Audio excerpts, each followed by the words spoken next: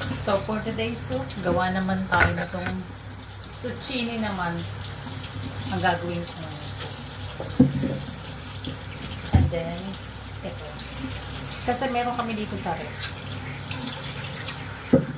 Kaya gagawin natin ito. Para hindi naman masayang nakastock lang sa ref. Tapos, ito yung natira ko kahapon. Lagay din natin. So,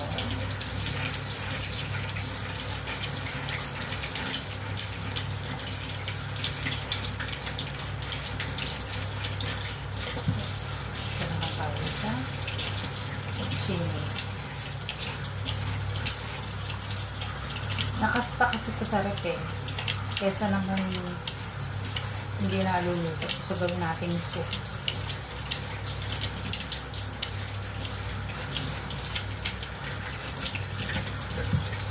Ito tayo sa kawan. So, hiwain lang din natin sa gitna ulit. Tapos, hiwain natin ng tatlo. Then, ito, hiwain natin sa gitna.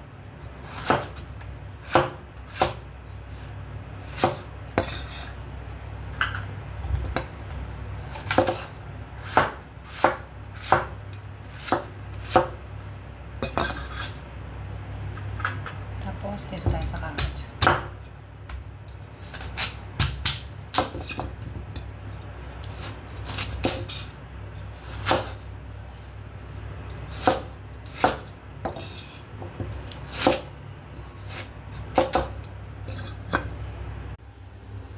So, tayo kumukulo na siya.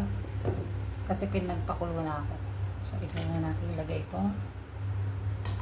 So, yan.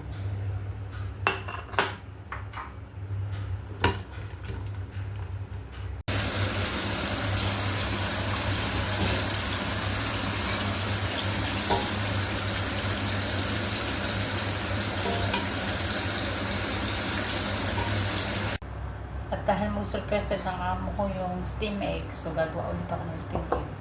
Kasi gusto niya yung may ganito Japanese powder. So, ito lang yung ilalagay natin dito sa minced pork. Then, halugin lang natin.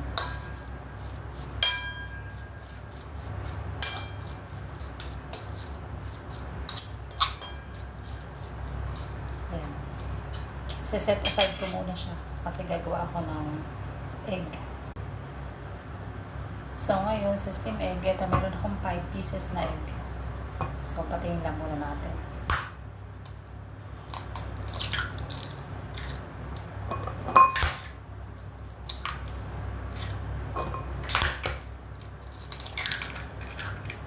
Oops, may sumabang.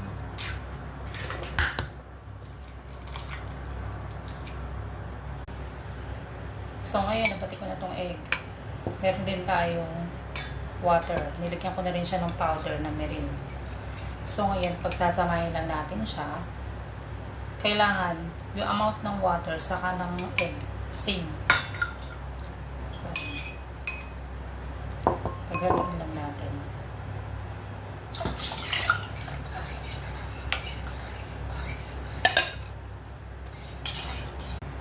So, ayan. Ngayon, transfer natin dito to.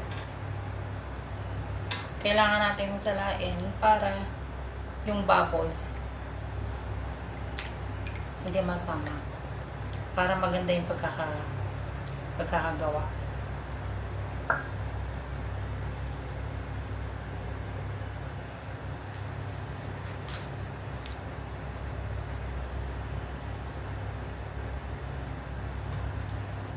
Wait lang natin.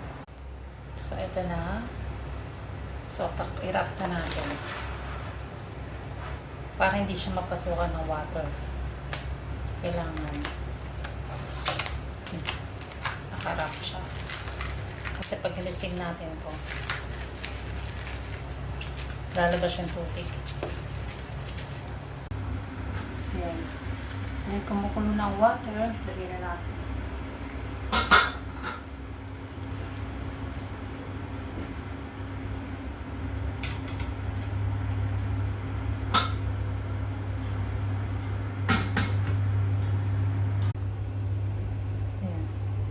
i-cook lang natin siya ng 25 minutes. Bakit 25 minutes? Kasi yung minced pork, kailangan maluto natin ng maayos.